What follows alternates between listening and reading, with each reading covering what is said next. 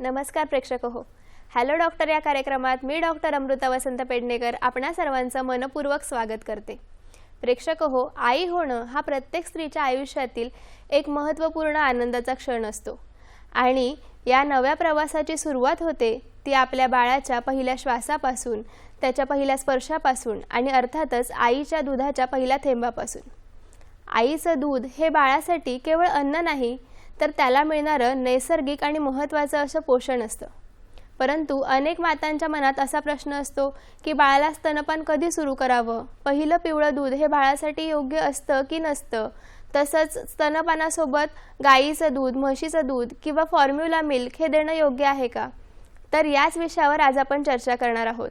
आजच्या आपल्या चर्चेचा विषय तुम्ही टीव्ही स्क्रीनवर पाहू शकता. आजच्या आपल्या चर्चेचा विषय आहे स्तनपान समज आणि गैरसमज. आणि या विषयावर मार्गदर्शन करण्यासाठी आज आपल्यासोबत उपस्थित आहेत 35 वर्ष स्तनपान या विषयावर जनजागृती करणारे असे सुप्रसिद्ध बालरोग तज्ज्ञ डॉक्टर प्रशांत गांगल सर. नमस्कार सर. हॅलो डॉक्टर या कार्यक्रमात आपलं मनपूर्वक स्वागत. प्रेक्षक हो, डॉक्टरांचा परिचय पाहायचा झाल्यास डॉक्टर प्रशांत गांगल सर हे सुप्रसिद्ध बालरोग तज्ज्ञ असून 1990 साली WHO आणि युनिसेफच्या तज्ज्ञांकडून भारतात प्रथमच देण्यात आलेल्या ब्रेस्ट फीडिंग मॅनेजमेंट प्रशिक्षणाच्या सुरुवातीच्या पथकामध्ये सरांचा समावेश होता. 1995 पासून ते BPNI महाराष्ट्राचे मदर सपोर्ट ट्रेनिंग कोऑर्डिनेटर म्हणून कार्यरत असून महाराष्ट्र शासन आणि युनिसेफ सोबत काम करत त्यांनी हजारो कर्मचारी आणि ICDS कर्मचाऱ्यांना इन्फंट आणि यंग चाइल्ड न्यूट्रिशनचे प्रशिक्षण दिले आहे. ब्रेस्ट क्राउल या संकल्पनेचे पुनरुज्जीवन तसेच Hirkani room, 4D immunisation clinic आणि नवजात शिशु आगमन कक्ष या संकल्पना विकसित करण्यामध्येही सरांचे महत्त्वपूर्ण योगदान आहे. शिशु पोषण ॲप, BPNI महाराष्ट्र.org आणि BPNI महाराष्ट्र यूट्यूब चॅनल यांच्या माध्यमातूनही सरांनी स्तनपान आणि बालपोषण विषयक जनजागृतीमध्ये योगदान दिले आहे. स्तनपान क्षेत्रातील त्यांच्या योगदानाची आंतरराष्ट्रीय स्तरावरही विशेष दखल घेतली गेली आहे. 2009 पासून sir international board certified lactation consultant आहेत. तसेच वाबाच्या स्टीरिंग कमिटीवर 2023 ते 26 या कालावधीनंतर 2026 ते 29 साठी त्यांची पुन्हा निवड झाली आहे. मुंबई आणि पुण्यातील 85 प्रसूती रुग्णालयांमध्ये ब्रेस्ट फीडिंग काउन्सिलिंग सर्व्हिसेस उभारण्याबरोबरच दूरदर्शन आणि रेडिओवरील तज्ज्ञ म्हणून सहभाग तसेच विविध माध्यमांमध्ये आणि पुस्तकांमध्ये स्तनपान विषयावर लेखन असा त्यांची प्रदीर्घ कारकीर्द आहे. त्यांच्या या कार्यासाठी त्यांना डॉक्टर NB कुमटा पुरस्कार, लाईफटाईम अचीव्हमेंट अवॉर्ड आणि वाबा सेक्रेटरिएट अवॉर्ड अशा सन्मानांनी गौरवण्यात आले आहे. चला तर मग आपण आपल्या विषयाकडे वळूया आणि संवाद साधूया डॉक्टर प्रशांत सर यांच्याशी. तर सर, स्तनपान हे का करणं गरजेचं आहे आणि आईच्या दुधाचं वैशिष्ट्य काय आहे हे सांगण्याच्या आधी तुम्ही जो सुरुवातीचा प्रवास सांगितलात, विजयी प्रवास, सफल प्रवास, तो माझा एकट्याचा नसून BPNI महाराष्ट्र म्हणजे breast feeding promotion network of India Maharashtra या संस्थेचा आहे. या संस्थेने महाराष्ट्र राज्य सरकार आणि इतर 6 राज्यांमध्ये युनिसेफ आणि सरकारच्या माध्यमातून हे सगळे बरेचसे प्रयोग केलेले आहेत. सुरुवातीला आपण एक श्लोकाने सुरुवात करूया. आपल्याकडे जी परंपराच आहे की कुठच्याही प्रोग्रामची सुरुवात श्लोकाने होते. तर आपल्या पूर्वजांनी एक फार छान श्लोक लिहून ठेवलेला आहे स्तनपानाविषयी. क्षीर नीर निधिस्तेस्तु स्तनयो क्षीरपूरकः सदैव सुभगो बालो भवत्येष महाबलः.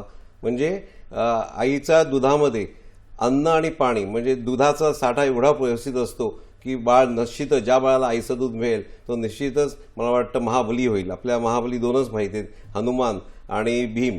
पण कन्यांचा सुद्धा आपण उल्लेख केला पाहिजे आणि त्या कन्या म्हणजे पंचकन्या असं मी मानेन. दुसरा अक्षर त्याचं कडवं आहे, पयोमृतसमं पीत्वा कुमारस्ते शुभानने दीर्घमायुरवाप्नोतु देवा प्राप्यामृतम यथा. म्हणजे हे सुंदरी, ज्याप्रमाणे देवांनी अमृत पिऊन दीर्घायुष्य मिळवलं त्याचप्रमाणे बाळ आईचं अमृतासमान दूध पिऊन दीर्घायुष्य आणि चांगली तब्येत निश्चित मिळवेल. आता तुमच्या प्रश्नाकडे आपण वळूया की बाळाला आईचंच दूध का, हा महत्त्वाचा प्रश्न आहे. आईचं दूध बाळासाठी, गाईचं आणि म्हशीचं दूध त्याच्या वासरासाठी. म्हणजे प्रत्येक प्राणी आपल्या बाळाच्या शारीरिक आणि मानसिक वाढीला जे आवश्यक असतं त्याप्रमाणे दूध बनवतो. अर्थातच त्यामुळे ते पचायला खूप सोपं असतं. शारीरिक वाढीसाठी जी तत्त्व असतात ती सगळी योग्यपणे असतात. ते निर्जंतुक असतं आणि निर्जंतुक असं म्हणणार नाही, पण जे घटक तत्व जे बॅक्टेरिया युजफुल असतात तेच त्याच्यामध्ये असतात आणि प्रतिकारशक्ती असते आणि ते योग्य तापमानात असतं. थोडंसं जास्त गरम किंवा थंड असं नसतं. याच्याशिवाय काही स्पेशल फायदे आहेत. बाळाची बुद्धिमत्ता वाढवण्यास, दमा ॲलर्जी यांचं प्रमाण कमी करण्यात, काही प्रकारचे कॅन्सर्स टाळण्यामध्ये, काही प्रकारचे कार्डिओव्हॅस्क्युलर सिस्टीम म्हणजे ब्लड प्रेशर वगैरे आजार टाळण्यासाठी सुद्धा फायदा होतो आणि मुख्य म्हणजे आईचं आणि बाळाचं नातं आहे ते जास्त घट्ट होतं. आता आईला पण फायदे मिळतात बरेच. ब्रेस्ट कॅन्सरची रिस्क कमी करणं, वाढलेलं वजन कमी करणं, प्रसूतीनंतर रक्तस्राव कमी करणं, प्रसूतीनंतर नाळ लवकर बाहेर पडणं, गर्भाशय आकुंचन पावणं आणि हाडांची ठिसूळता असते ती कमी करणं वाढत्या वयामध्ये, हे सगळे फायदे आईला मिळतात आणि खूप सोपं आहे. कुठे काही बनवायला लागत नाही. बाळाला उचलून छातीत लावलं हे सगळं मिळतं. आणि नुसतं बाळासाठी आईसाठीच नाही, तर सुद्धा फायदेशीर आहे. मी असं नेहमी म्हणतो की आईचं दूध हिरवं असतं, प्रत्येक हिरवं नसतं, पण ते इको फ्रेंडली असतं. कारण सगळ्या आया जर संपावर गेल्या मुंबईतल्या, महाराष्ट्रातल्या, इंडियातल्या, तर मला वाटतं आपल्या देशाला एवढ्या प्रमाणात दूध आयात करावं लागेल की त्यामुळे आपली अर्थव्यवस्था बिघडून जाईल. त्यामुळे प्रदूषणापासून हे निश्चित बचाव करतं. हे सगळे फायदे आपल्याला स्तनपानापासून मिळतात, जे बाहेरच्या दुधामुळे, गाई म्हशीच्या दुधामुळे मिळत नाहीत. आणि बऱ्याच लोकांना असं वाटतं की पावडरचं दूध असतं ते फॅक्टरीत बनतं, पण हा गैरसमज आहे. फॅक्टरीतलं ते बनत नाही, तर गाई म्हशीच्या दुधापासूनच पाणी काढून पावडर करून ते आपल्याला देतात. आणि असाही समज आहे की निर्जंतुक असंही म्हणता येणार नाही. फारच छान माहिती दिली सर तुम्ही. सर, प्रसूतीपूर्वीच म्हणजे धारणा जेव्हा झालेली असते तेव्हाच स्त्रीला स्तनपानाचं टेक्निक याची माहिती देणं गरजेचं आहे का? कारण बरेच लोक आजकाल न्यूक्लिअर फॅमिलीमध्ये राहतात, त्यामुळे प्रत्येक वेळीच अनुभवी व्यक्ती त्यांच्यासोबत मार्गदर्शन करण्यासाठी असेलच असं नाही. तर अशा व्यक्तींना मार्गदर्शन करण्यासाठी काही विशेष सुविधा उपलब्ध आहेत का? हो, आहेत ना उपलब्ध. आता पहिल्यांदा आपण हे जाणून घेऊया की मार्गदर्शन का आवश्यक आहे. मार्गदर्शन अशाकरता आवश्यक आहे की आई बऱ्याचदा अशा वातावरणात वाढते की न्यूक्लिअर फॅमिलीजमध्ये वाढते. पूर्वी काय असायचं, एक वाडा असायचा, त्याच्यामध्ये प्रसूतीसाठी एक खोली असायची की ज्या ठिकाणी कोणीतरी वर्षातनं एकदा, दोनदा, तीनदा डिलिव्हरीज तिकडे होत राहायच्या. आणि मग लहान मुलांना, मुलं असू दे, मुलगी असू दे, मुलांना कसं वाढवायचं, कसं पाजायचं, हे सगळं प्रशिक्षण वय वाढत्या वयाबरोबर मिळायचं. पण ते प्रशिक्षण हल्ली मिळत नाही. शाळांमध्ये शिकवलं जात नाही, कॉलेजमध्ये शिकवलं जात नाही. इनफॅक्ट मी हे म्हटलं तर तुम्हाला आश्चर्य वाटेल की बऱ्याचदा मेडिकल कॉलेजच्या करिक्युलममध्ये सुद्धा याचा थोडासा उल्लेख असतो, जेवढा पाहिजे तेवढा उल्लेख नसतो. दुसरं म्हणजे साधा आपल्याकडे पाहुणा येणार असेल तरीसुद्धा आपण पुष्कळ तयारी करतो, पण हा तर मोठा पाहुणा येणार आहे आणि एवढा मोठा पाहुणा येणार आहे तर त्याची तयारी आपण केली पाहिजे. मी जेव्हा लेक्चर घेतो, जेव्हा विचारतो की किती मातांनी दुसऱ्या मातेला स्तनपान करताना बघितलंय, आणि तुम्हाला ऐकून आश्चर्य वाटेल की 80% मातांनी दुसऱ्या मातेला स्तनपान करताना बघितलेलं नसतं. त्यामुळे या प्रसूतीपूर्व मार्गदर्शनाची आवश्यकता आहे. आणि असं मुंबईमध्ये ज्या ज्या ठिकाणी आमचे मदर सपोर्टिव्ह लीडर्स जातात, लॅक्टेशन कन्सल्टंट जातात, त्या ठिकाणी हे प्रसूतीपूर्व मार्गदर्शन होतं. आणि तुम्हाला घरबसल्या जर ते वाचायचं असेल तर आमचं शिशुपोषण म्हणून ॲप अँड्रॉइडवर उपलब्ध आहे. तर प्ले स्टोअरवर जा आणि तुम्ही ते शिशुपोषण ॲप डाउनलोड करून घ्या आणि त्याच्यामध्ये तुम्हाला 16 प्रश्न मिळतील. अनेक इतर पण माहिती आहे, क्विज आहे त्याच्यामध्ये. तर ती माहिती तुम्ही जरूर बघा.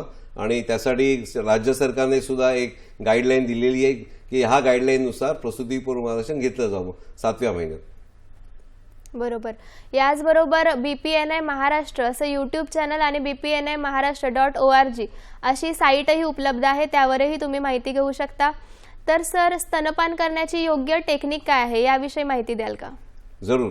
आता टेक्निक शिकवायच्या आईला का पाळी आली? कुठच्याही प्राण्याला कोणी त्यांचं डॉक्टर येऊन शिकवत नाही किंवा असं बाळाला पकड म्हणून. यासाठी शास्त्रज्ञांनी एक प्रयोग केला. अनेक गोरिलांना पिंजऱ्यात पकडून आणलेलं होतं. तर त्यांच्या असं लक्षात आलं की जे गोरिला ॲडोलेसंट एजमध्ये, एक पौगंडावस्थेमध्ये त्यांना आणलेलं होतं, त्यांना सहजपणे स्तनपान करता आलं, योग्य पकड देणं, योग्य पकडणं. पण जे गोरिला अतिशय लहान असताना, म्हणजे 2-3 वर्षाचे असताना पिंजऱ्यामध्ये आलेले होते, त्यांना योग्य प्रकारे स्तनपान करता आलं नाही.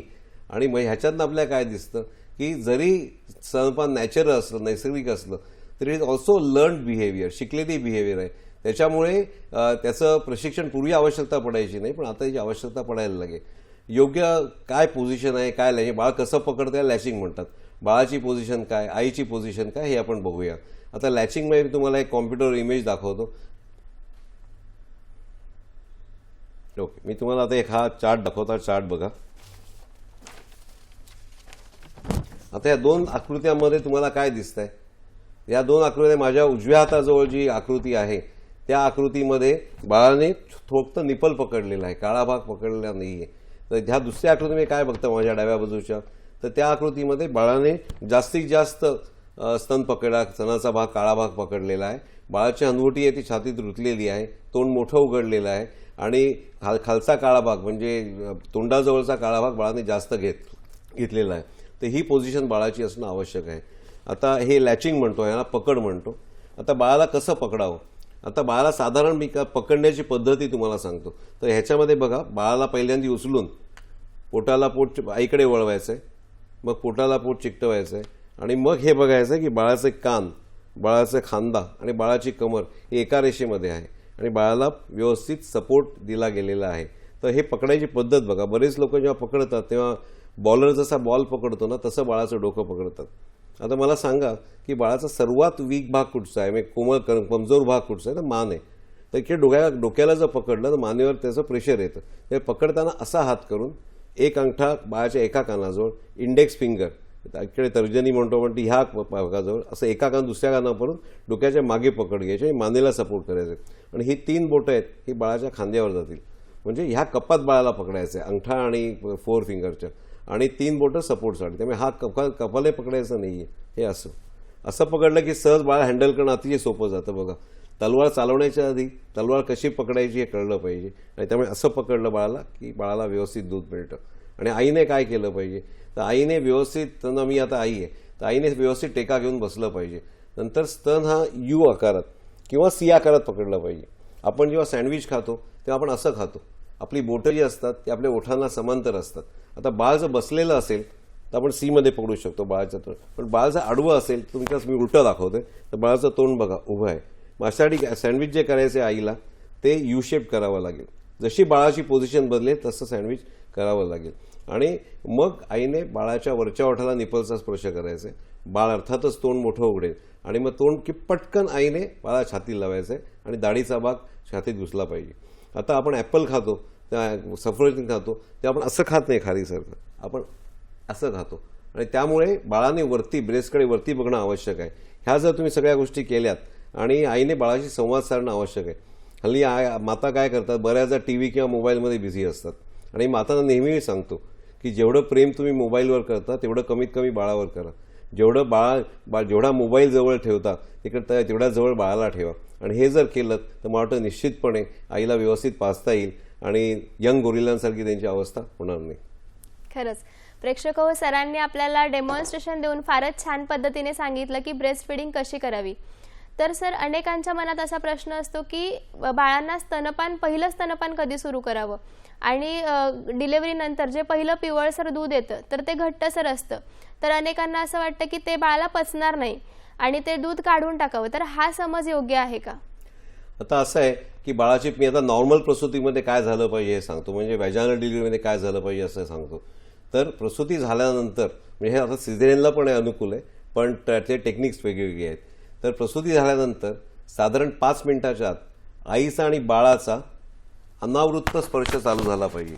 देवाने 2 ब्रेस्टच्यामध्ये जागा दिलेली आहे कारण बाळाचं डोकं तिकडे नाही, देवाला माहिती होतं. तर असं अनावृत्त स्पर्श चालू झाला पाहिजे की ज्यामुळे बाळ 1 तासाच्या स्तनपानाची सुरुवात करेल. अर्थात ही जबाबदारी बाळावर आहे, आपली जबाबदारी इकडे ठेवण्याची. ते काय सशासारखं उडी म्हणून ते अंगावर येणार नाही आईच्या. आणि मग बाळाची जबाबदारी की 1 तासाच्या स्तनपान सुरू झालं पाहिजे आणि जोपर्यंत हे प्रथम स्तनपान पूर्ण होत नाही तोपर्यंत हा अनावृत्त स्पर्श हा चालू राहायला पाहिजे. तर ह्या झाल्या व्याख्या. अगदी सिझेरियन असेल तरी सुद्धा काय करायला लागतं, अर्थात इकडे ठेवण्याच्या आधी बाळाला असं वरनं आईला दाखवावं किती सुंदर आहे तुझं बाळ, आणि मग आई बाळाच्या कानात श्लोक पण सांगू शकते. बाळ आईचे पापे घेतं, आई बाळाची पापे घेते, बाळ आईला चाटतं आणि बऱ्याचदा तुम्हाला आश्चर्य वाटेल की बाळसुद्धा आईला चाटतं सिझेरियनमध्ये सुद्धा, आणि मग इकडे ठेवायचं. आता सिझेरियन प्रसूती झाली असेल तर बाळाला असं पहिल्यांदा गालाला गाल लावून चीक टू चीक कॉन्टॅक्ट देऊन मग बाळाला उलटं, आता मी झोपलेलो आहे असं आई अशी झोपलेली आहे तर बाळाला खांद्यावरून, अर्थात ॲनेस्थेटिस्ट असतात म्हणजे भूल देणारे जे तज्ज्ञ असतात त्यांचा रोल इकडे खूप मोठा आहे. त्यामुळे असं वरनं बाळाला छाती लावलं तर ऑटोमॅटिकली सिझेरियन सुरू असेल तरी सुद्धा आपल्याला लवकरात लवकर स्तनपान चालू करता येतं. अर्थात बऱ्याच वेळा काही अडचणींमुळे सतत 1 तास स्तनपान देता येईल असं नाही, पण ॲटलिस्ट 15-20 मिनिटं बाळाला यापुढे देता येतं. बाळाला समजा आपण दूर ठेवलं सिझेरियन नंतर तर आईचं दूध काढता येतं. सुरुवातीच्या काळामध्ये 2-3 दिवसात दूध वाटीत जमा करता येत नाही. मग अशा वेळेला सिरिंजने एक ड्रॉप पिकअप करून सिस्टर नर्सेस असतात त्या बाळाला पाजू शकतात. काही वेळा काय होतं, नॉर्मल प्रसूती झाल्यानंतर तसं या तसं म्हणजे नाळ कापण्याच्या आधीसुद्धा बाळाला याप्रकारे ठेवलं जातं. तर ही सुद्धा पद्धत योग्य आहे. एक लक्षात ठेवा की असं बाळाला ठेवल्यानंतर 2 गोष्टी झाल्या नाही पाहिजेत. एक म्हणजे बाळ थंड नाही पडलं पाहिजे, म्हणून बाळाला व्यवस्थित कव्हर केलेलं पाहिजे. आणि दुसरं म्हणजे बाळ पडलं नाही पाहिजे. हे ॲक्सिडेंटपासून आपल्या प्रिव्हेन्शन करायला पाहिजे. अर्थात मोठ्या हॉस्पिटलमध्ये हा प्रश्न येतो की बाळाच्या आणि आईच्या बाजूला कोण थांबणार. तर हल्ली गव्हर्नमेंटने बर्थ कॉम्पॅनियनसाठी परमिशन दिलेली आहे. म्हणजे गावामध्ये गावातले ग्रामीण भागात जर डिलिव्हरी झाली तर आशा वर्कर्स असतात, त्या अगर आरोग्यसेविका आहेत, त्या आईजवळ आणि बाजूवर थांबू शकतात. याला बर्थ कॉम्पॅनियन असं म्हणतात. आता मी एक गोष्ट सांगतो तुम्हाला. 100 वर्षापूर्वी एका नातीने आजीला विचारलं, आजी तू असं का म्हणालीस की प्रसूती झाल्यानंतर लगेचच मी बाळाला पाजायचं, मी आराम करून मग पाजलं तर चालणार नाही का. तर आजीने तिला फार समर्पक उत्तर दिलं. आजी म्हणाली, बाळा हे बघ, बाळ हे 9 महिने गर्भाशयात राहतं. म्हणजे त्या बाळाची आई कोण झालं तर गर्भाशय. आता 9 महिन्यानंतर बाळ जेव्हा डिलिव्हरी होईल, प्रसूती होईल, बर्थिंग होईल, त्याच्यानंतर बाळ बाहेर आलं की आईची आणि त्याची ताटातूट होते. आणि ती ताटातूट झाली की तिला चिंता वाटते, अरे माझं बाळ व्यवस्थित पोचलं असेल की नाही योग्य ठिकाणी. त्यांच्याकडे ईमेल किंवा इंटरनेट असं काही नसतं. मग अशा वेळेला जेव्हा बाळाला छातीला लावलं जातं तेव्हा आपोआपच संदेश मिळतो गर्भाशयाला की माझं बाळ व्यवस्थित पोचलेलं आहे. म्हणजे आता पुढील प्रसूतीपर्यंत ते रिलॅक्स व्हायला म्हणजे कॉन्ट्रॅक्ट व्हायला त्याला मुभा मिळते. तर ह्या प्रकारे आणि तर आपल्या सायन्स पण हेच सांगतं की 100 वर्ष आपल्याला हे माहीत नव्हतं की बाळा जेव्हा छातीला लावलं जातं तेव्हा लव हॉर्मोन किंवा ऑक्सिटोसिन बाळाच्या रक्तात येतो आणि तो रक्तात आल्यामुळे तो नुसतंच दूध बाहेर फेकत नाही, पंप करत नाही, तर गर्भाशयाला सुद्धा आकुंचन पावायला मदत करतो. त्यामुळे जे आजीने सांगितलं होतं 100 वर्षापूर्वी ते तंतोतंत खरं आहे, जरी आजीला सायन्स माहिती नव्हतं तरी सुद्धा. बरोबर. पण सर अनेकांना आजकाल असा प्रश्न असतो, विशेषतः नवीन मातांना, की माझं दूध हे बाळाला पुरत नाही आणि अशा वेळी लगेचच फीडिंग मिल्क किंवा फॉर्म्युला मिल्क फीडिंग हे लगेच सुरू केलं जातं. तर हे कितपत योग्य आहे आणि बाळाला आईचं दूध पुरतं आहे की नाही हे कशावरून ओळखावं. तुम्ही त्याच्या आधी एक प्रश्न विचारला होता मगाशी की कोलोस्ट्रम म्हणजे चिकदूध हे फेकून द्यायचं. अगदी चूक आहे. जे कोलोस्ट्रम म्हणजे चिकदूध केलेलं असतं हे पूर्ण 9 महिने डोहाळे पुरवत आईला ते चांगलं चांगलं खायला दिलेलं असतं. त्याचं सार पाहुण्याचं स्वागत करण्यासाठी वेलकम ड्रिंक असं म्हणूया ते स्तनामध्ये उपस्थित असतं जन्माच्या वेळेला आणि पहिले 2-3 दिवस सुद्धा. त्यामुळे ते फेकून द्यायचा प्रश्नच येत नाही. ते अमृतातलं अमृत असतं. जसं दुधावरची साय असते तसं ते असतं. त्यामुळे साय कुठे फेकून द्यायचा प्रश्नच येत नाही. त्यामुळे हा जो गैरसमज आहे हा दूर करणं आवश्यक आहे. आता त्याच्यानंतर तुम्ही काय पुढचा प्रश्न काय होता? पुढचा प्रश्न असा होता की म्हणजे आईंना असं वाटतं की माझं दूध बाळाला पुरत नाही आणि अशा वेळी फीडिंग मिल्क सुरू केलं जातं, तर फॉर्म्युला मिल्क. तर मग हे कितपत योग्य आहे आणि बाळाला दूध पुरतंय की नाही हे आईने कसं ओळखायचं? ओके. आता सुरुवातीला दूध कमीच येतं. आता दूध कमी येतं तर आता पूर्णपणे माता स्थिर झालेली आहे, 15-20 दिवस झालेले, 1 महिना झालेला आहे आणि माता आणि बाळ पूर्ण ॲडजस्ट झालेलं आहे. अशी माता साधारणतः दिवसाला 800 ml दूध तयार करते. पण सुरुवातीच्या पहिल्या दिवशी हे 800 ml प्रमाण नसतं. सुरुवातीच्या किती असतं, जेमतेम 35 ते 40 ml मिळतं. म्हणजे 10 फीड्स आईने बाळाला दिली तर एका फीडला साधारण 4 ते 5 म्हणजे 1 चमचा. आता माणसाची भूक केव्हा भागते, जेव्हा पोट भरलं की भूक भागते. आणि तुम्हाला ऐकून आश्चर्य वाटेल की बाळाचं पोटचं एवढंच असतं. मी सकाळी राऊंडला जातो तेव्हा असं अंगठा दाखवतो की बाळाचं पोट हे एवढंच आहे. त्यामुळे ते दूध बाळाच्या भुकेला निश्चितच पुरेसं ठरतं. आणि देव फार दयाळू आहे, त्याने बाळाला डबा देऊन पाठवलेला आहे पोटामध्ये. फक्त त्यासाठी वारंवार चोखण्याची ही आवश्यकता असते. आणि वारंवार जर बाळाने चोखलं म्हणजे किती वेळा चोखलं पाहिजे. आता 15 दिवसानंतर जेव्हा आई आणि बाळ सेटल झालेलं असतं तेव्हा आम्ही सांगू कमीत कमी 8 वेळा. पण पहिल्या 15 दिवसामध्ये बाळाला उठून आईचं दूध पाजायला लागतं. आता उठून म्हणजे काय, आता 24 10 वेळा करण्याचे आईला सांगितलं 10 वेळा पाज, तर आई काय म्हणते बाळ उठत नाही. तर बाळाला उठवण्याच्या काही पद्धती आहेत. बाळाला दुपट्यात जे गुंडाळलेलं असतं दुपटं काढावं, बाळाचे कपडे जे आहेत ते काढावेत, लंगोट जो ओला असेल तो काढावा. मी मुद्दाम लंगोट म्हटलं कारण डायपर आणि नॅपीज आम्ही सपोर्ट करत नाही. आणि मग बाळाला 2 स्तनांच्या मध्ये अनावृत्त स्पर्श जसं आपण ब्रेस्ट क्रॉलला बघितलं तसंच ठेवायचं आहे. आणि मग तरी पण बाळ उठलं नाही तर बाळाच्या पाठीवरून हातावरून असा हलकेच बाळाचा मसाज करायचा आहे. आणि हा मसाज झाल्याने कुठचंही बाळ असं नाही की उठणार नाही. अर्थात नाही उठलं काही कारणामुळे कुठची बाळ तर तुम्ही साहजिकच काय करू शकता, अर्ध्या तासाने परत प्रयत्न करू शकतात. आम्ही जे आता गव्हर्नमेंट हॉस्पिटल्स काम करतोय त्यांनी छान आम्हाला युक्ती शिकवली. तर त्या Akola maternity home, Daga maternity home मध्ये सुद्धा आहे, मला वाटतं अकोलामध्ये आहेच. तर त्यांनी एक घंटा बांधून ठेवलेली आहे. दर 2 तासात ही घंटा वाजते आणि ती घंटा वाजली की मग सगळ्या नर्सेस आहेत, आयाबाई आहेत, हे वॉर्डमध्ये फिरून बाळांना उघडा, ओपन करा, छातीला मध्ये ठेवा, मसाज करा पाठीवरून. मग बाळ उठून सहजपणे दूध घेतात. आणि बऱ्याच लोकांना आम्ही विचारलं नर्सेसना की बाळाला कसं उठवायचं, त्या सांगतात कान पिळायचा किंवा पायाला टिचकी मारायची. पण मला वाटतं ह्याच्यापेक्षा हे ठेवणं, असं ठेवणं हे जास्त चांगलं आहे. जसं म्हणू शकतो जागो मोहन प्यारे, ज्याप्रमाणे गुलाबाची कळी उमलते तर त्याप्रमाणेच बाळाची झोपसुद्धा हळीच उघडली पाहिजे. बाळ चिडलं नाही पाहिजे आणि बाळ सहजपणे दूध घेईल. आणि असं कमीत कमी 10 वेळाचं फिडिंग झालं तर आपल्याला म्हणता येईल की बाळाला जे डबा दिलेला असतो देवाने तो उघडतो. आता बाळ खूप हुशार असतं, आपल्या 2 तास सुद्धा थांबायची आवश्यकता नाही. कधी बाळ लवकर पण उठतात आणि आईला सांगतात. साधारण समज एक असा आहे की बाळ रडलं म्हणजे मग पाजायचं बाळाला, पण ते चुकीचं आहे. रडलं म्हणजे चिडलं. त्याच्या आधी अनेक प्रकारे बाळ सांगतं मला भूक लागलेली आहे. म्हणजे उदाहरण देतो मी तुम्हाला. तर बाळ पण चुळबुळ करायला लागतं, मग डोळे उघडून हलकेच आईला शोधायला लागतं, हळू हुंकार भरतं. तुम्ही डिस्कवरी चॅनल बघितलं असेल की लहान प्राणी कसे करतात ते. आणि त्याच्यानंतर ते थोडंसं तोंड फिरून स्तनाला शोधायचा प्रयत्न करतं किंवा तोंडाने चुकल्याचे आवाज करतं किंवा बोट तोंडात घालतं. आणि हे सगळंच आईच्या लक्षात आलं नाही तर मग बाळ रडतं. त्यामुळे हे सगळं जर केलं तर बाळाला जे काय दूध असतं ते व्यवस्थित मिळतं आणि ते बाळाच्या पुरेसं असतं. पण काय प्रॉब्लेम झाला आहे की हल्ली शहरांमध्ये आपल्या प्रशिक्षणामध्ये खूप प्रमाणात या योग्यपणात न शिकवल्यामुळे बऱ्याच डॉक्टरांचं असं झालेलं आहे की त्यांना कॉन्फिडन्स राहिला नाही की बाबा आईच्या बाळावरच मुलं जगू शकतात.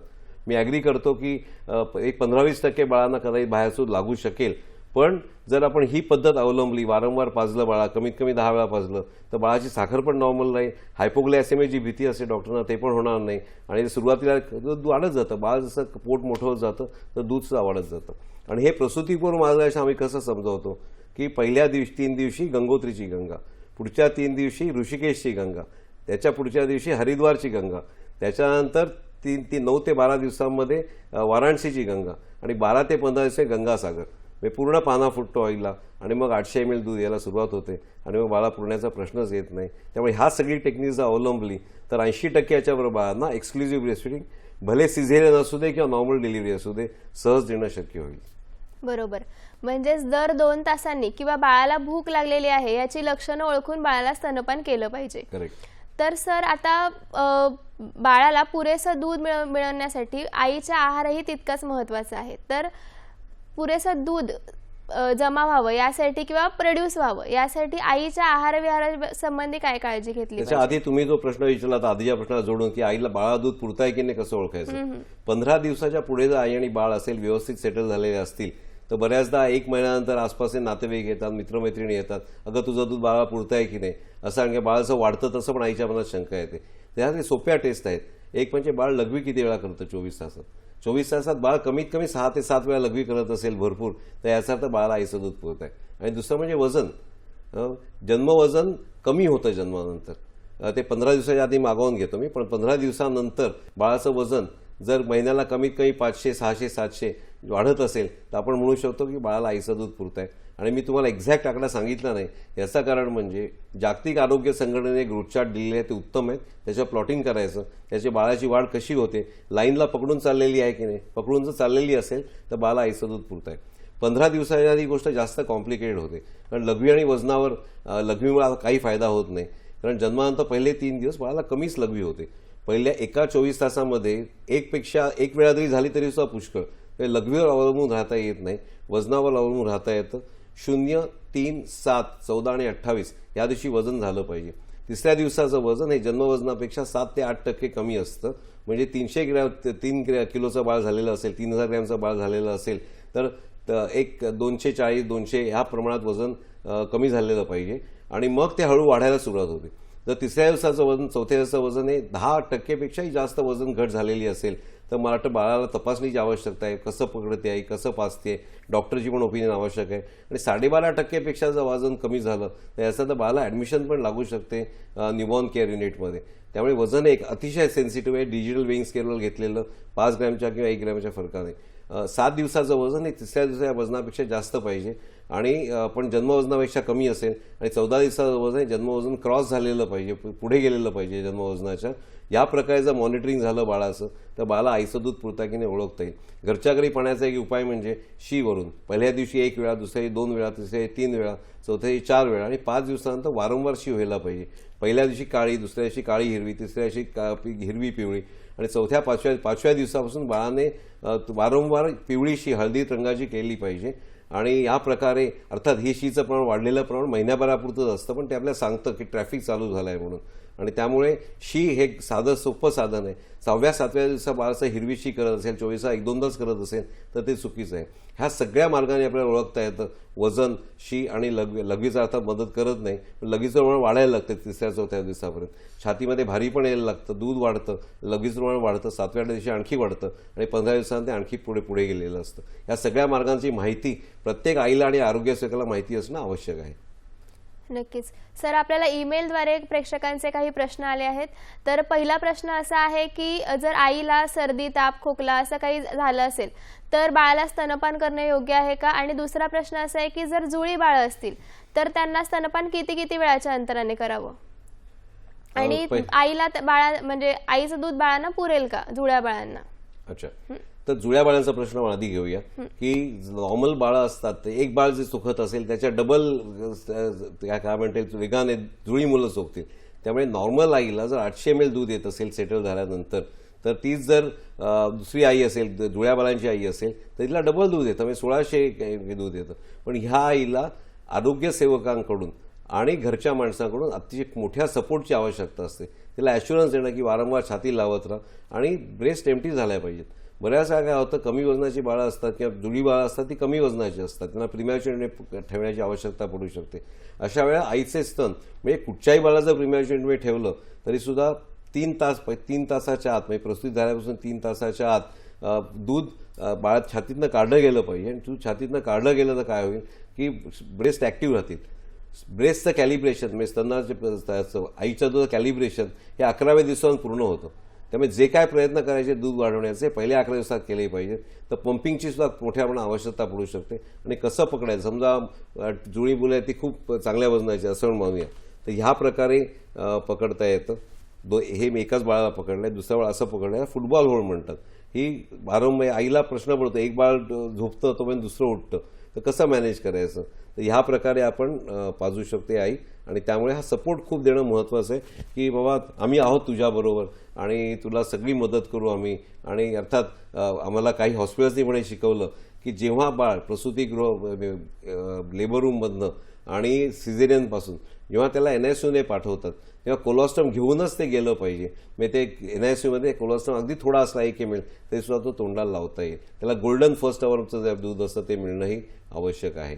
त्याच्या तुम्ही एक प्रश्न विचारला, त्याच्या आधी कुठचा प्रश्न होता तुमचा? त्याच्या आधी असा प्रश्न होता सर की जर आईला सर्दी, ताप, खोकला झाला असेल तर मग स्तनपान करणं योग्य आहे का? आईच्या आजारपणात कुठच्याही सामान्य आजारपणात स्तनपान बंद करायची कमी आवश्यकता नाही. इनफॅक्ट आईला जर सर्दी खोकला झाला असेल, आणखी कुठचा आजार झाला असेल तर आईच्या शरीरात अँटीबॉडीज बनतात. त्या अँटीबॉडीज दुधामधनं जाऊन बाळाचं संरक्षण करतात. मी नेहमीच सांगतो की गाय जेव्हा बाळाला चाटते त्यात काही सायन्स आहे का? आणि डुक्कर असतं त्यात बऱ्याचदा आपण चिखलात वाढतं असं म्हणतो आणि त्याची बाळं पण चिखलात असतात, मग त्यांना डायरिया का होत नाही? तर ह्याचं एक्सप्लेनेशन सोपं आहे. आई जेव्हा बाळाला चाटते किंवा बाळाच्या एन्व्हायरमेंटमध्ये जे जंतू असतात ते बाळाच्या तोंडात बाळाच्या पोटात जातात, काही श्वासनलिकेत पण जातात. आणि जे आतडी असतात त्यांच्या आसपास लिम्फॉइड सिस्टीम असते, त्याला मी गॉल्ट म्हणतो, म्हणजे गट असोसिएटेड लिम्फॉइड टिश्यू. तर त्या ज्या पेशी असतात पांढऱ्या रक्तपेशी हे त्या जंतूंना पिकअप करतात आणि त्या पेशी स्तनापर्यंत जातात ब्लडमधनं आणि मग तिकडे दुधामध्ये त्यांची एंट्री होते आणि ह्या पेशी असतात त्या आसपासच्या जंतूंमधून संरक्षण करतात.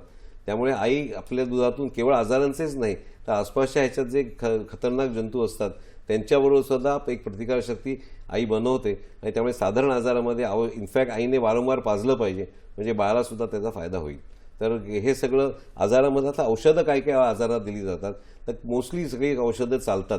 हे साधं पॅरासिटेमॉल आहे, कफ कोल्डचं औषध आहे, अँटीबायोटिक्स आहे, हे बऱ्याचदा चालतात. पण स्युडोएफिड्रिन म्हणून एक केमिकल आहे, ते ह्या औषधामध्ये नाही पाहिजे. आणि जर त्रास असेल, डाऊट असेल, तर डॉक्टरना विचारा. जे स्तनपान तज्ज्ञ असतील ते तुम्हाला सांगतील हे मेडिसिन तुम्ही घेऊ शकता की नाही घेऊ शकता. एस्पेशली जेव्हा कॉम्प्लिकेटेड आजार असतात, जर रुमॅटॉइड आर्थरायटिस आहे, दुसरे कुठचे मोठे आजार आहेत, ब्लड प्रेशरच्या गोळ्या आहेत, तर त्या डॉक्टरना विचारून घ्याव्यात. लिटरेचर पुस्तकं उपलब्ध आहेत की हे ड्रग चालतं का नाही चालत. बरोबर सर. प्रेक्षकांचा प्रश्न येण्यापूर्वी आपण चर्चा करत होतो की स्तनपान करणाऱ्या मातेचा आहार विहार कसा असावा, तर काय सांगाल याविषयी? आता आपल्याकडे ना आहाराविषयी खूप वाद आहेत. म्हणजे काय की प्रसूती झाली की मी विचारतो बऱ्याचदा वर्कशॉपमध्ये की किंवा आमच्या अँटीनेटल लेक्चर्समध्ये की काय नाही खाऊ नये आईने. मग कोणी सांगतं मसाला खाऊ नये, कोणी सांगतं लसूण खाऊ नये, कोणी सांगतं कांदा खाऊ नये, अमुक खाऊ नये, तमुक खाऊ नये, आंबट खाऊ नये. मग मी विचार आता उरलं काय, तर काहीच नाही उरलं. मग आईने खायचं काय? लष्करसुद्धा पोटावर चालतं. तर ज्या आईची प्रसूती झालेली आहे, जिने एवढी मेहनत केलेली आहे, तिला व्यवस्थित खायला मिळालं पाहिजे. ज्या दादी नानी म्हणजे आईची आई आणि सासू यांना मी नेहमीच सांगतो की गाय गवत खाते ते कुठच्या रंगाचं असतं? हिरव्या रंगाचं असतं. दूध कुठचं देते? पांढरं देते. म्हणजे खरोखरच खाण्याचा परिणाम होत असेल दुधावर, तर मला वाटतं दूधसुद्धा हिरवं झालं असतं. त्यामुळे तसं होत नाही. त्यामुळे आईने अगदी भरपेट खावं, अर्थात बाहेरचं खाऊ नये ज्यामुळे ती आजारी पडेल. मी तर असं म्हणेन, मी तर सांगतो माझ्या लेक्चरमध्ये की आता ही गर्भार आहे, हिची प्रसूती होणार आहे, तुम्ही तिच्याकडनं 7 दिवसाचा मेनू लिहून घ्या आणि तो मेनू तिला बरोबर प्यायला मिळाला. इडली पाहिजे इडली खा, डोसा पाहिजे डोसा खा, चिकन पाहिजे चिकन खा, फिश जे तिला पाहिजे ते तुम्ही द्या. आणि हे जर दिलं तर आईची प्रकृती चांगली होईल आणि मग बाळाची प्रकृती जर चांगली होईल. आणि आपल्याकडे एक पद्धत आहे, पाहुणा आला किंवा पाणी देतो आणि चहा पण देतो. मग आईच्या बाबतीत ती काय नाही, नवा पाहुणा आलेला आहे तर जसं गवळी जेव्हा दूध काढतो तेव्हा गाईसमोर चारा टाकतो, तसं आई जेव्हा पाजायला बसेल तेव्हा तिच्यासमोर एक पाण्याचा ग्लास आणि खायला वाटीमध्ये खुराक म्हणजे चणे शेंगदाणे घ्या, खजूर घ्या, ड्रायफ्रूट्स घ्या, दह्याची वाटी म्हणा किंवा दुधाचा कप म्हणा, असं काही ठेवलं पाहिजे. कारण 5-6 आईला भूक लागते आणि तहान पण लागते, तर तिला ते पाणी आणि खाण्याचं पदार्थ देता येतील. ती खुश राहील आणि आई जर खुश राहिली तर मला जमीन चांगली असेल तर पीक पण चांगलं येईल, तर बाळाची तब्येतसुद्धा खूप चांगली वाढेल. तर मला वाटतं ह्या सगळ्या गोष्टी आवश्यक आहेत. आणि आमचं ब्रीदवाक्य आहे की पाचता पाचता खावे आईने आणि खाता खाता पाजावे. नक्कीच सर. तुम्ही स्तनपानाच्या वेगवेगळ्या टेक्निक्स सांगितल्या, पण बऱ्याच माता थकलेल्या असतात किंवा अगदी रात्रीच्या वेळी तर मग आडवं झोपून स्तनपान केलं जातं बाळांना, तर मग हे आडवं झोपून स्तनपान करणं योग्य आहे का? आता आई समजा झोपताना स्तनपान करत असेल तर बाळ आडवं आहे, बरोबर. मी झोपलेलो असंच, मग मी आई आणि मी झोपलेलो आहे. आता आई बसली म्हणून काय बाळ बसतं का? नाही, बाळाची पोझिशन आहे तीच राहते. मग काय फरक पडतो? आई झोपली का आई बसली का आणि कुठच्या असं असं बाळ असंच राहणार आहे. त्यामुळे आडवं पडून निश्चितच आई पाजू शकते. दुसरं, आता आडवं पडल्यानंतर आईला डुलका लागला तर चालेल का? हा एक कॉमन प्रश्न असतो. बऱ्याचदा आरोग्य सेविकांना विचारलं आईने बसून पाजलं पाहिजे का झोपून पाजलं पाहिजे, काय झोपून पाजलं चालेल का? तर बऱ्याचदा आरोग्य सेवक सांगतात की नाही, आईने आडवं पडूनच पाजायचं नाही, बसूनच पाजलं पाहिजे. मग मी विचारतो तुम्ही काय केलं? मग त्या सांगायचं नाही आम्ही रात्रीच्या वेळेला वगैरे आडवं पडून द्यायचो. मग ते आडवं पडून द्यायला काही हरकत नाही, अगदी डुलका लागला तरीसुद्धा काही हरकत नाही. प्रत्येक आईमध्ये एक संवेदना असते की बाळ आपल्या बाजूला आहे. आणि मी जेव्हा कुठच्याही मातेला विचारतो तुम्हाला अशी भीती वाटते का की तुम्ही बाळाच्या अंगावर झोपा किंवा छातीमुळे बाळाचं नाक दाबलं जाईल, बाळ गुदमरलं जाईल? त्यामुळे अजिबात आम्हाला भीती वाटत नाही. बाळ नुसतं शिंकलं तरीसुद्धा आम्हाला कळतं. आता एवढीच जाणीव आईला असेल. आणि दुसरं एक लक्षात घ्या, आपण अंधारात खाऊ शकत नाही, पण बाळ जेव्हा पाजतं तेव्हा आई काय प्रत्येक वेळा लाईट लावून पाजत नाही. त्यामुळे बाळाचं ज्ञान एवढं स्ट्रॉंग असतं की केवळ वासावर आणि केवळ स्पर्शाने बाळ ओळखू शकतं आणि दूध घेऊ शकतं. आता एवढं जर हुशार बाळ आहे, तुम्हाला असं वाटतं का की नाक दाबलं गेलं बाळाचं तर बाळ दूध सोडून देईल, छाती सोडून देईल. आता कधी कधी काय होतं की मला सांगतं, गेल्या वर्षी आमच्या इकडे एक असं मूल झालं होतं आणि मग ते अचानक दगावलं. ह्याला आम्ही सडन इन्फंट डेथ सिंड्रोम असं म्हणतो. आणि हे पाळण्यात ज्या बाळाला ठेवलेलं आहे त्याच्यामध्ये जास्त प्रमाणात दिसतं. आईजवळ जे बाळ झोपले याच्यामध्ये हा आजार जो आहे हा कमी प्रमाणात दिसतो. कोणी घाबरून जाऊ नये. ही 10 लाखामध्ये अशी एखादी केस होते. आणि बऱ्याचदा मृत्यूनंतर काय होतं की आतमधलं दूध उलटं बाहेर येतं. त्यामुळे पोस्टमॉर्टममध्ये काय फाइंडिंग येतं किंवा बाळाच्या नाकात आणि कानात आणि छातीत दूध मिळालं. पण हा पोस्टमॉर्टम इव्हेंट आहे, ह्याचा आईचा काही दोष नाही. म्हणजे सगळ्यांना मी विनंती करेन की जर काही असं बाळ दगावलं तर आईला दोष देऊ नका. हे सीड्स म्हणजे सडन इन्फंट डिस्ट्रेस सिंड्रोम या कॅटेगरीत मोडतं. साधारण जनते हे घबरायचं कारण नाही. किंवा भूकंपामुळे किंवा इतर कुठच्या नॅचरल इमर्जन्सी जेवढी रिस्क आहे तेवढीच ह्याची रिस्क आहे, ते विसरून जा तुम्ही. बरोबर. सर तुम्ही आता जे सांगितलं की दूध हे बाळाच्या छातीमध्ये वगैरे जाऊ शकतं, तर दूध पाजल्यानंतर बाळाला नेहमीच ढेकर काढणं आवश्यक आहे का? आणि काही वेळा म्हणजे बऱ्याच वेळा असं होतं की बाळ दुधाचीच वारंवार उलटी करतं, तर त्यासाठी काय काळजी घेतली पाहिजे? आता दुधाच्या उलटीविषयी सांगतो की बाळाचं इकडनं दूध बाळ गिळतं दूध त्या घशातून ते अन्ननलिकेतून जातं ते पोटामध्ये जातं. आता वरती जो वाल्व असतो ना पोटाचा तो लूज असतो. आता मी आया जेव्हा सांगतो मी त्या सांगतो पाणी भरलेला टँकर जर जात असेल तर काय होतं झाकण उघडं असेल तर मग त्या सांगतात नाही वरनं उसळतं पाणी. तसंच आहे पोट जर पूर्ण भरलेलं असेल हा वाल्व लूज आहे तर आपोआप ते दूध वरती येतं बसल्या बसल्या येतं झोपल्या झोपल्या येतं आणि हे नॉर्मल आहे. आणि बाळाला एक लक्षात ठेवलं प्रत्येक पेरेंटनी की जर बाळाने दूध काढलं तर बाळा पटकन एका कुशीवर करा ह्या बाजूला किंवा ह्या बाजूला. त्यामुळे काय होईल की तोंडातनं दूध बाहेर येईल आणि तोंडातनं दूध बाहेर आलं ते नाकात इथं छातीमध्ये जाणार नाही. आता बऱ्याच लोकांना वाटतं की प्रत्येकाला ढेकर काढली पाहिजे. आता गंमत बघा आईला सांगितलं बसूनच पाजलं पाहिजे मग आई बिचारी बसून पाजते अर्धा तास पाऊण तास बाळ घेतं आणि मग ते बाळ आई ढेकर काढणे खांद्यावर ठेवते. मग बऱ्याचदा इतर कोणी फॅमिली तर उठत नाही पहिले 15-20 सगळ्यांना उत्साह असतो आणि मग बाळाला असं पकडते अर्धा तास पकडून बसते बिचारा बाळ ढेकरच काढत नाही. मग ते काय थकून बाळाला खाली ठेवते आणि त्या बाजूला झोपायला जाते आणि तोपर्यंत बाळ परत उठतं मग परत ती पाजायला बसते परत ढेकर काढायला बसते. तर आमच्या संस्थेत मी असं सांगतो की प्रत्येक वेळा बसून ढेकर काढलीच पाहिजे असं नाही. बाळ आडवं अजून तुम्ही पाजताय एका कुशीवर वळलात बाळ एका कुशीवर वळलं आणि दूध पिऊन झोपून गेलं बाळ अनकम्फर्टेबल नाहीये नका काढू ढेकर. बाळाचं अनकम्फर्टेबल वाटलं वारंवार पाजून तरच मग ढेकर काढण्याची आवश्यकता आहे. त्यामुळे ज्या प्रकारे प्रत्येक सांगितलं जातं की बाबा असं बसल्या अर्धा तास बसून ढेकर काढलीच पाहिजे ते चुकीचं आहे. आणखी एक कन्सेप्ट वगैरे दिला होता टमी टाईम सगळ्यामधलंच टमी टाईम करत येतात. म्हणजे काय पाजल्यानंतर बाळा काहीतरी पोटावर ठेवायचं. मी त्यांना म्हणतो तुम्ही लग्नाचं जेवून या आणि मग पोटावर झोपून दाखवा मला 1 तास. तर त्यामुळे टमी टाईमला सुद्धा आम्ही सपोर्ट करत नाही. फक्त ढेकर कशी काढायची प्रत्येक अशीच काढायची असेल तर असं मांडीवर बसून सुद्धा बाळाला तुम्हाला ढेकर काढता येईल. बघा मी एका खाकेमध्ये अंगठा टाकले दुसऱ्या खाकेमध्ये 4 बोटं टाकले बाळा थोडं वाकून हे केलेलं आहे. पण हे सुद्धा बाळ अनकम्फर्टेबल असेल तर वारंवार पासून त्यामुळे ढेकर काढणं आणि प्रत्येक ह्याच्यानंतर ह्याला आम्ही सपोर्ट नाही करत. बरं.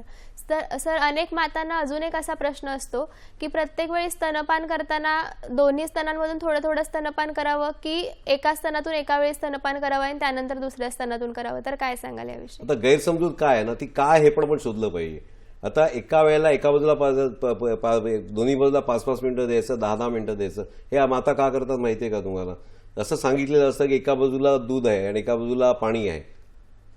दुसरा एक असं प्रॉब्लेम होतो की आई जेव्हा पाजते तेव्हा सुरुवातीला असतं काय होतं एका बाजूला पासनं दुसऱ्या दूध गळायला लागतं आणि ते पडणाऱ्या दुधाला काय करायचं कपडे ओले होतात त्रास होतो. मग आया 5 मिनिटात त्यांचा पेशन्स संपतो त्यांचा पटकन त्या दुसऱ्या बाजूला लावतात. दुसरं काय होतं की आपण असं पकडून राहिलं आईने आणि बऱ्याचदा सांगितलं की एका बाजूला पूर्ण पाजून मग दुसऱ्या बाजूला द्यायचं त्यामुळे 5-10 मिनिटं आईचा हात दुखायला लागतो. मग अशा मातांना काय शिकवलं पाहिजे अरे असा हात बदलायचा दोन्ही हाताने पकडणं आणि मग तो हात सोडून द्यायचा. बघा हात बदलला आपोआप. ही एक सिंपल पद्धत आहे पकडण्याची. बघा मी आता काय केलं पकडल्या बाळाला असं ह्याच्यामध्ये. आणि दुसरी पद्धत म्हणजे पाळणा पद्धत असं हात बदलला. तिसरी पद्धत म्हणजे फुटबॉल पद्धत सिझेरियनच्या वेळेला वरनं पाजण्याची पद्धत आणि झोपून पाजण्याची पद्धत. या सगळ्या पद्धती माहिती असेल आता प्रश्नाकडे बोलूया की काय 5 मिनिटं इकडे 5 मिनिटं तिकडे पाजायचं. आता काय असतं सुरुवातीचं जे दूध येतं ना ते पातळ असतं त्याच्यामुळे साखर जास्त असते आणि मागून येणारं दूध असतं ते घट्ट असतं. जसं आपण जेवायला जातो हॉटेलमध्ये तेव्हा पहिल्यांदा सूप मागवतो आणि शेवटी आईस्क्रीम खातो. देवाने पण बाळासाठी रचना केलेली आहे. त्यामुळे 25-30 मिनिटं एका बाजूला पाजून मग भूक असेल तर बाळा दुसऱ्या बाजूलाही पाजावं. 5 मिनिटं इकडे 5 मिनिटं तिकडे दिलं 10 मिनिटं इकडे 10 मिनिटं तिकडे गेलं तर काय होतं की बाळाला पुढचं पातळ दूध मिळतं लघवी पुष्कळ होते पण वजन वाढत नाही. बरोबर. सर हे स्तनपान बाळाला किती काळापर्यंत सुरू ठेवलं पाहिजे म्हणजे केवळ स्तनपान किती वेळ सुरू ठेवलं पाहिजे आणि कॉम्प्लिमेंटरी फूड कधी सुरू केलं पाहिजे आणि कॉम्प्लिमेंटरी फूड सोबत स्तनपान किती वेळ सुरू ठेवलं पाहिजे? जन्मानंतर 6 महिने म्हणजे 180 दिवस बाळाला निव्वळ स्तनपान मिळालं पाहिजे. अर्थात नॉर्मल फुल टर्म बाळांना नॉर्मल व्यवस्थित साथ जातात त्यांना व्हिटॅमिन डीचे ड्रॉप दिले जातात ते योग्य आहे. ते 400 युनिट दिले गेले पाहिजेत. जर बाळ कमी वजनाचं किंवा प्रिमॅच्युअर असेल म्हणजे 2.5 किलोपेक्षा कमी जन्माच्या वेळेला असेल तर बाळाला कॅल्शियम आणि आयर्न पण दिलं जातं आणि व्हिटॅमिन डीचे ड्रॉप्स पण दिले जातात. हे पण योग्य आहे. काही आजारपण आलं तर त्या आजारपणाची औषध दिली जातं हे पण योग्य आहे. पण हे सोडून 6 महिन्या पूर्ण होईपर्यंत बाळाला बाळकडू बाळगुरी गाई पावडर काहीच द्यायचं नाही. फक्त आईचं दूध. मी बऱ्याचदा सांगतो बायांना की वाघाच्या बाळाला तिची छाव्याला तिची आई काय टॉनिक बाळकडू बाळगोळी पाजत नाही तरी शेवटी वाघाचा वाघच होतो आणि हत्तीचा हत्तीच होतो. त्यामुळे फक्त आईचा दूध बाळ अतिशय सुदृढपणे वाढतं. आणि 6 महिन्यानंतर पूर्वकाळ चालू करावा. पूर्वकाळ कसा असावा तर मऊ असावा, कणीदार तुपासारखा पटकन पडला पाहिजे. तो स्वच्छतापूर्वक घरगुती बनवलेला असावा आणि योग्य प्रमाणात बाळाला मिळाला पाहिजे आणि ताजा दिला पाहिजे. आता हे पूर्वकार कसा द्यायचा, काय द्यायचा याच्याकरता आम्ही एक डाएट ऑडिट शीट बनवलेली आहे. आज वेळ नाही, आपल्याला विषय वेगळा आहे म्हणून. ते 4 डायमेन्शनल इम्युनायझेशन क्लिनिक हा कन्सेप्ट एक BPNI महाराष्ट्राने दिलेला आहे. आणि हा कन्सेप्ट काय तर पहिला डी म्हणजे diet audit, growth monitoring, growth chart plotting झालं पाहिजे आणि त्या दोन्हीचं कोरिलेशन झालं पाहिजे. प्रत्येक वेळा तुम्ही वॅक्सिनेशन जाता की इतर वेळा जाता जेव्हा बाळ नॉर्मल असतं तेव्हा जर वजन बाळाचं लाईन पॅरलल समांतर न जाता वरती किंवा खालती गेलं तर डॉक्टरने विचारलं पाहिजे का वरती गेलं, का खाली गेलं, याचा ॲनालिसिस झाला पाहिजे. आणि पेरेंट्सने पण विचारलं पाहिजे माझ्या बाळाचं लाईन सोडून वरती का गेलं, खाली का गेलं. आणि हे जर विचारलं तर काय त्रुटी आहेत हे लगेच लक्षात येईल. त्याच्यानंतर दुसरा डी म्हणजे डेव्हलपमेंट. प्रत्येक एका वयापूर्वी काय झालं पाहिजे फिक्स्ड आहे. जसं 4 ते 6 महिने ह्या काळामध्ये बाळ उपडं वळायला लागलं पाहिजे, हात घालून गोष्टी घ्यायला लागलं पाहिजे आणि उभं केलं बाळाला तर बाळाला पाय लावले पाहिजेत व्यवस्थित जमिनीला.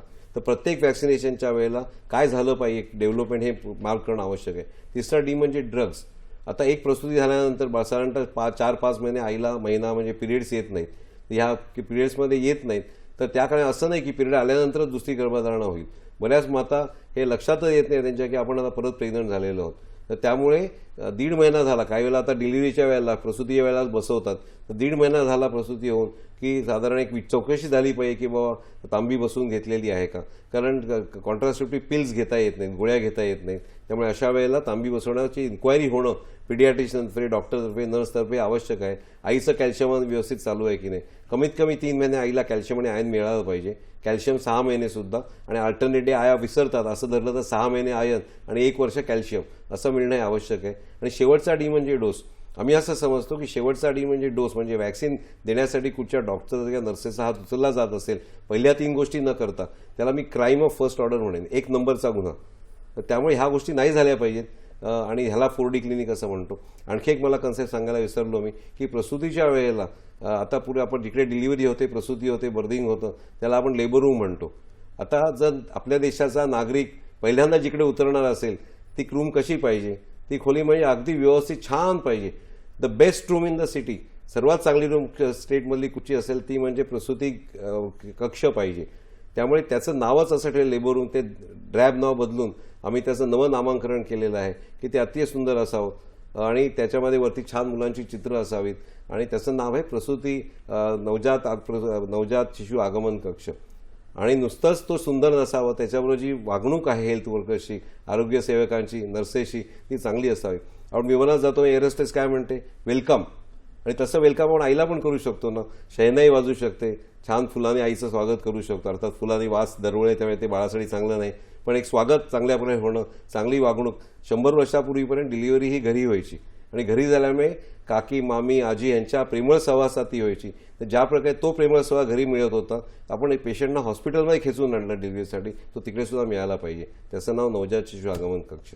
आणि 6 महिन्यानंतर पुढे आपल्याला जायचं आहे. 6 महिने पूर्ण झाल्यापासून दुसऱ्या वाढदिवसापर्यंत बाळाला आईचं दूध आणि पूरकआहार असं मिळालं पाहिजे. आता आईचं दूध आहे तेवढंच चालू राहील, पण पूरकआहार वाढत जाईल.